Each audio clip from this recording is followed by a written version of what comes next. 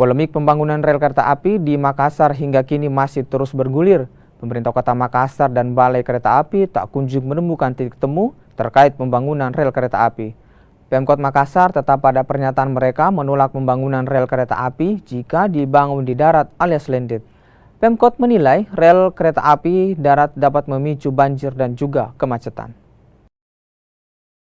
Perlu kita lihat juga karena model yang kita inginkan dan kita akan sajikan di dalam rencana rinci tata ruang kita dan sinkronisasi pemanfaatan dan banyak ruang itu adalah bentuknya elevated. Kenapa harus kita menggunakan elevated? Ya tentunya paling pertama adalah kita melihat dari bagaimana kepentingan masyarakat kita. Jangan sampai di dalam persoalan-persoalan hal lain, tentu kita harus mengkaji dengan hal-hal bersifat keilmuan, yakni salah satunya adalah sosiologi.